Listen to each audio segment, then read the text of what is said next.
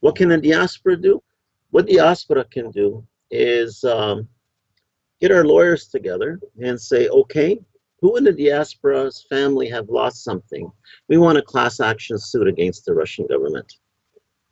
Whether or not it goes anywhere doesn't matter. The fact is, once you start a mechanism like that, and it reaches all the various levels of government, whether it's in Russia or in the international sphere, I don't know where these things go. You want to take it to Brussels, you want to take it to the United Nations. In other words, we're talking hundreds of thousands of hectares were taken away from people. You're talking about the same thing that happened in Canada with the Ukrainians. They're put into camps and their property was confiscated. And what did we get for restitution? A big dulia. What? A big fancy $1 million? Is that what it was? Something like that? What was the price? Do you remember? For the tag on it? $10 million. Okay. Sneeze and snicker. It's a joke.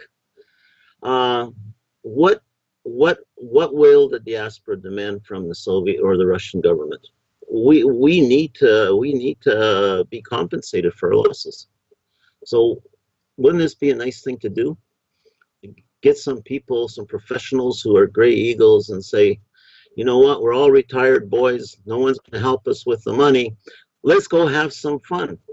Let's put the Ukrainian people into the newspapers, into the news. Let's tell the world that war crimes will be remembered into the next generation, We need to get this on the books. And we need to start fighting and making a lot of noise. Because it's not just Ukrainians. The whole fact is how do you stop criminal elements in government? You know, and I'm pretty fearful. I'm not an advocate of the European Union. I just see a carbon copy of the Soviet Union without the gulags, the executions, all that nonsense. To me, the European Union has no transparency. You got over 200,000 workers. You have 3 presidents or 4 presidents. Most people don't even know who they are.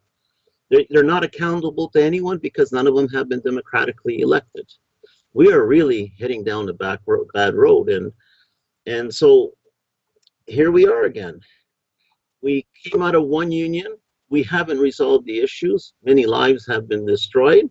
Many lives have been affected, not just there, but here also. And now they seem to want to go into another union. What the hell for? Why would you want to give up your country again? You haven't even got it together in the first place, and you're ready to give it away to a bunch of bureaucrats, bunch of leftist commies, you know? I mean, when is this all going to stop? When are people going to get smart about all this? I really don't know.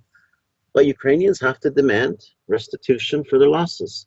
Just because we're here doesn't mean we can't get organized and start making our demands and claims.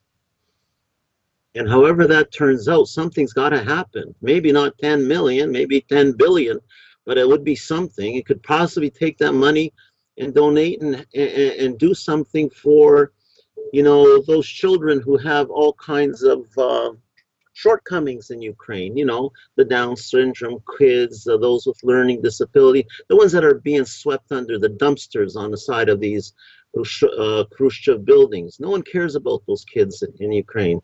We can do something, but we need something to stick our hooks in, and that is restitution for the land and property that's taken from the diaspora and the people in Ukraine also. So it's sort of a two-pronged kind of battle. Ukrainians in Ukraine will not go anywhere unless they have a chance to develop a middle class. That's one thing. We here can't do too much unless we have a true cause to have restitution for our losses and somehow start gluing things together. You know, don't overstate.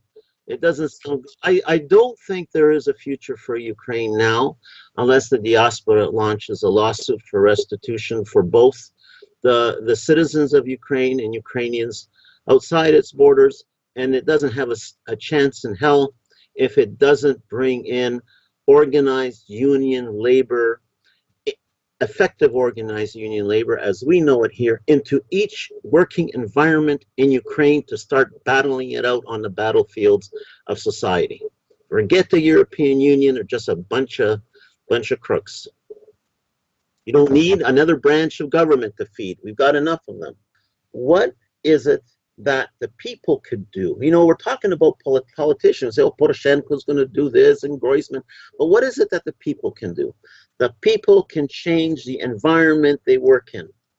Therefore, they need people to structure the battlefield in which they can start doing that job. To do that, organized labor needs to teach them how to force the government in creating the bylaws to give them the full protection they need. And only at that time they'll be able to grab some of the profits from these SOBs who call themselves oligarchs and start putting that money and forcing them to share that money and bringing that money into their families.